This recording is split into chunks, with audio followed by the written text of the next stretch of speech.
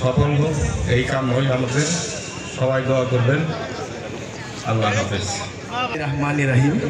চাওনা গোপাল কৃষ্ণপুর মিলন মেলা ও ষষ্ঠ বার্ষিক উরস মোবারক 2025 সম্মানিত সভাপতি আমার বড় ভাই বিশিষ্ট ব্যবসায়ী জনাব মোহাম্মদ আব্দুল মালিক, সেই সাথে আজকের অনুষ্ঠানের এই মিলন মেলার সম্মানিত প্রধান অতিথি আমার বড় ভাই জনাব মোহাম্মদ নজরুল ইসলাম, সাধারণ সম্পাদক নান্নার ইউনিয়ন বিএনপি, মুরব্বিয়ান, আশিকান, ভক্তান, সবাইকে আমার সালাম, আসসালামু আলাইকুম।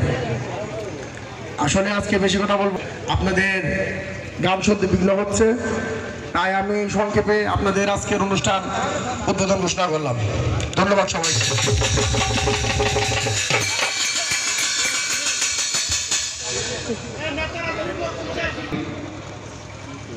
চাওনা গোপাল কৃষ্ণপুর মিলন মেলা ও ষষ্ঠ বার্ষিক উরস মোবারক 2025 হিসাবে উদ্বোধক হিসাবে আছেন শামীম আহমেদ কবি, আমার ছোট ভাই, সাবেক ছাত্র নেতা এবং ছাত্র দলের সাধারণ সম্পাদক নারায়ণ বিএনপি, এবং আমার শ্রদ্ধেয় বড় ভাই আব্দুল মালিক ভাই, এবং উপজেলার মোহাম্মদ নিজামুদ্দিন নিজাম ভাই, এবং বিশেষ অতিথি হিসাবে উপস্থিত আছেন তারিকুজ্জামান, সাংগঠনিক সম্পাদক নারায়ণ বিএনপি, আব্দুল হাকিম হাশেম, বিশিষ্ট ব্যবসায়ী, ও উপস্থিত আছেন সোহেল বাবু, বিশিষ্ট ব্যবসায়ী।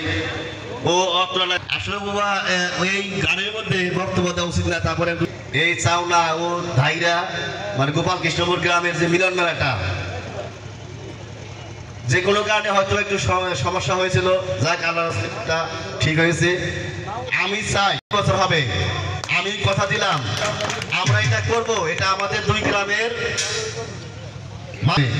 আমরা অবশ্যই করব এবং আমরা সবাই সহযোগিতা করব।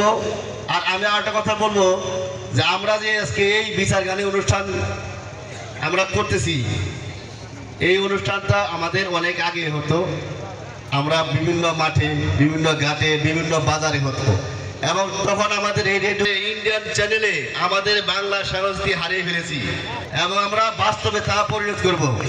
এটা আমাদের দরকার। আমাদের ছেলেমেয়েরা জানবো না যে আমরা বাংলা কি সংস্কৃতি, আমাদের টিভি থেকে সব পোলামান সেগুলি শিখে গেছে। আমাকে পাবেন, আমি আপনাদের পাশে আছি, পাশে থাকবো এবং সবসময় আপনাদের সাথে কাজ করবো ইনশাল্লাহ। আমি যে পর্যন্ত বেঁচে আছি আপনাদের সাথে থাকবো, এই বলে আমার বক্তব্য শেষ করছি। খুদা হাফেজ, বাংলাদেশ জিন্দাবাদ। ধন্যবাদ।